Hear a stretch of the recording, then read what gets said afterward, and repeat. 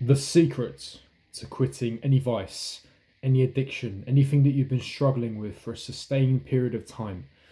That is what I'm going to be presenting to you in this video. For so long, I wish there was a video on this for many years because it was something that I suffered a lot with. And I'm not just talking about one specific addiction. This is suitable and applicable to any addiction that you have, whether it may be sugar, cocaine, drugs, weed, alcohol, pornography, video games, food, whatever vice, whatever addiction that you have. This is applicable advice that you must take into consideration. Now, there's a couple of key categories that I'm going to go over. And the first category that I want to go over is the concept, the idea of the way that you view yourself, the way that you see yourself. Now, you've heard this before, you've heard this concept in terms of identity, but what I want you to do is really understand and analyze how you view yourself on a day-to-day basis. When you commit a mistake, how do you speak to yourself? How do you treat yourself? How do you speak to yourself? Jordan Peterson said this perfectly, and he articulated this perfectly, and he spoke about this in his book 12 Rules for Life, something that I'd recommend to you guys. He said, how do you speak to yourself? If you spoke to yourself like the way you speak to your friends, you would have no friends left. And that's absolutely true. True words have never been spoken. You must understand that, yes, you've heard this before, and people say wishy-washy spiritual nonsense, and it's not the case. How you speak to yourself has a massive impact because your subconscious brain will actually process that information. When you commit a mistake, for example, when I commit a mistake, it could be anything, could be minor, could be trivial, could be major, it doesn't matter. I go, I sigh and I go, fine, it's a mistake, we're human, I'm only human, we can make mistakes. What lesson did I learn from this? How can I improve next time? I do that every single time, or at least along those lines, I say something very, very similar. I never lambast myself, I never smash myself. Even if I get angry, I don't swear at myself, I don't curse at myself, I don't call myself an idiot. Don't use these terms. Don't associate yourself with these. Don't use self-deprecating behavior. Don't joke yourself. Don't joke about yourself in front of other people. Be very careful how you speak to yourself. When you commit a mistake, when you make a mistake, analyze yourself. How do you speak to yourself? Test yourself over the next week, over the next month. Go on to an experiment. Do an experiment. How do you view yourself? How do you speak to yourself? Because the way you speak to yourself will then formulate your identity. And your identity is everything. If someone is trying to quit smoking cigarettes, for example, and I know many of my aunties, uncles and cousins that are trying to quit smoking, sometimes I'll be around them in a group of people at an event, at a party, and an acquaintance will come over and offer a cigarette, and my uncle will go, I'm trying to quit.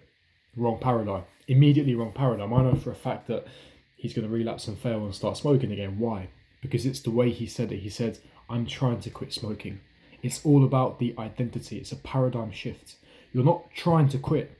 Change the identity. I'm not a smoker. I don't smoke. Don't say I'm trying to quit cigarettes, because what you're implying is it's something that you do, you associate yourself with, but right now I'm trying to overcome this. No. Manifest it. Forget about all that. Eradicate that. I do not smoke. Same thing with masturbation and pornography. Don't say I'm on nofap. I'm counting my days. That's asinine. It's preposterous. Say I don't masturbate. That's not who I am. That's not my identity. Everything comes with the identity shift, but that only comes with the way that you speak to yourself. When you speak to yourself positively, you create the positive identity. When you speak to yourself negatively, self-explanatory, you create the negative identity. I appreciate easier said than done, but that's a work in progress. It's something that you have to work towards. And I promise you, you have to start with the basics. These are the fundamentals. There's no point saying that I'm going to go on a 3-month streak of nofap, and by day 7 you've relapsed and now you hate yourself and you're suicidal because your identity, you didn't do the shadow work, you didn't do the introspection. Analyze how you speak to yourself. Speak to yourself kindly. Formulate the positive identity, the correct habit. Tell yourself, this is the person I am. I don't associate myself with this. And even if you commit a mistake, don't lambast yourself. Don't criticize too heavily. Don't condemn too much. Admit you made a mistake. Apologize if you need to and say, it's fine. I'm human. I can make a mistake. I will make sure that this is the lesson that I took. I will make sure that this is what I will do next time. It's really important that you do this, guys, because this is the boring work. This is the mundane, the monotonous work. But this type of work is actually going to help you towards where you need to get to. It's about forgiving yourself. It's about creating that identity. And I promise you, that's when you will quit these vices. And, you know, people tell me all the time, you know, what's the secret sauce? That is a secret sauce. For many years, for many months, I went on so many streaks, I relapsed many times, and I never knew the answer why. I never knew why I kept relapsing. I set my environment up perfectly, which is what I recommend you to do, but I never did the fundamentals. I never did the groundwork. I hated myself. I despised myself. What I saw in the mirror, I hated. And that moves me on to my second point, which is the second category, and that is keeping promises to yourself. And this ties in nicely and interlinks lovely in terms of your actual identity that you're formulating. Do you keep promises to yourself? And the likely answer is no, because I certainly didn't. What we like to do is not only do we break promises to ourselves, and then we have a genuine disdain for ourselves, what then happens is we then try to overcompensate. And what I mean by this is you'll break a simple promise to yourself. You won't do something that you said you would do. You haven't kept to your words. And therefore, the next time around, the next day, the next week, or the next time around you keep a promise to yourself, you overcompensate. You try to keep too many promises. You're trying to run and you haven't even started crawling. That's the perfect analogy. Focus on crawling first. You're a baby that hasn't even stepped foot on the floor yet.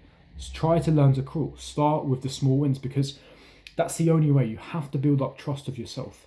That's the only way you can learn to forgive yourself, and that comes from the small wins. That comes from keeping promises to yourself.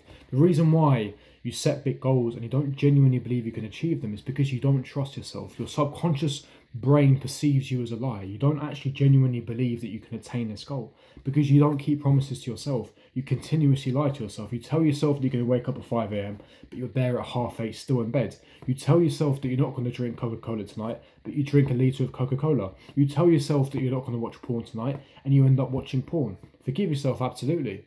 But the reason why you struggle to forgive yourself is because you don't trust yourself. You don't like yourself. Because every promise that you try and keep, you fail, you capitulate. Your subconscious mind perceives you as a failure. This is a groundwork that you must do, ladies and gentlemen.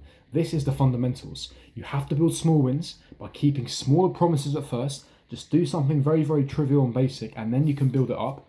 Once you build that trust and you build that promise with you, then you can build that new identity, that identity shift.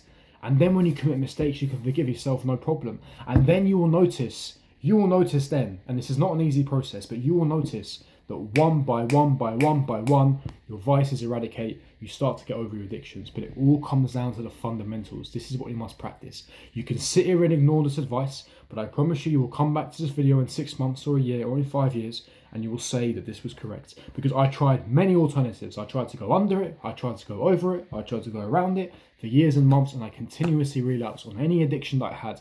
The only way I overcame my addiction was these two key categories, these two fundamentals. It's building the trust of yourself, which is keeping your promises, and building a new identity.